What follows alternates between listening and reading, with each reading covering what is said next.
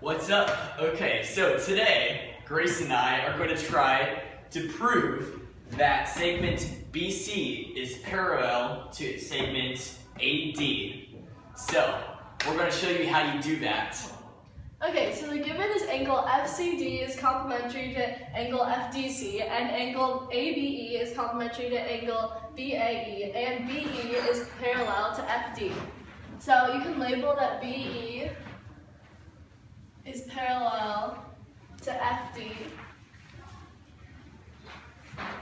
That's all you can label for the given.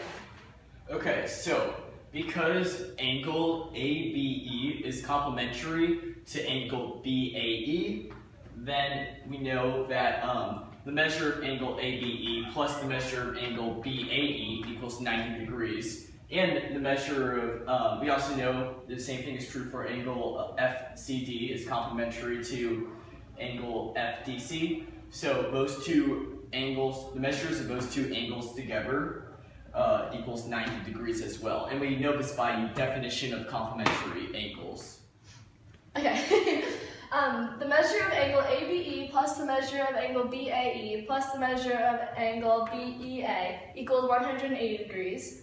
And that's the same for angle FCD, FDC, and DFC because of theorem 311, which states that the three angles of a triangle all equal 180 degrees. Okay, so now if we subtract angle, measure of angle ABE and measure of angle BAE, we get the measure of angle BEA, which is right here, and that has to equal 90 degrees because of subtraction.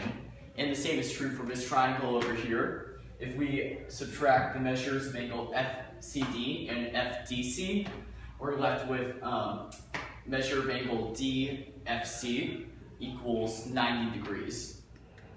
Okay, so now that we know they both equal 90 degrees, we know that their measures are the same because we can substitute the measure of angle DFC for 90 because they are equal. And so the reasoning for the measure of angle BEA to be equal to the measure of DFC is substitution. Okay, so because these the measure of angle BEA and the measure of angle DFC are equal, we know that angle BEA is congruent to the angle DFC because of the definition of congruence. Okay, so we also know that angle BEA is congruent to angle EDF, which are these two angles, because of postulate 10, which says that corresponding angles are congruent. Okay, so now we can tell that angle EDF is congruent to angle DFC because of the transitive property, and this is because angle BEA is congruent to angle DFC, which we found out earlier, and angle BEA is congruent to angle EDF, which we just found out. So because these two angles are congruent and these two angles are congruent, these have to be congruent.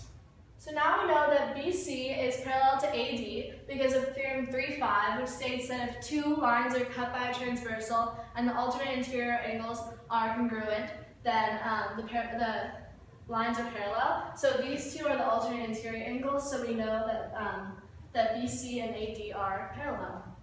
Okay, we proved it. Congratulations. Okay, so now we can write the QED.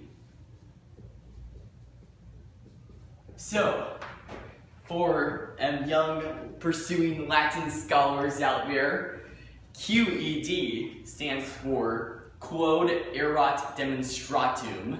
Yo, homie, welcome to the proofs, alright? Here we go. If you give me all the statements, I'll give you the reasons. This is geometry. Me trying to prove some triangles, parallelograms, corresponding parts of congruent figures are congruent. That's right. That's the most important thing you gotta know.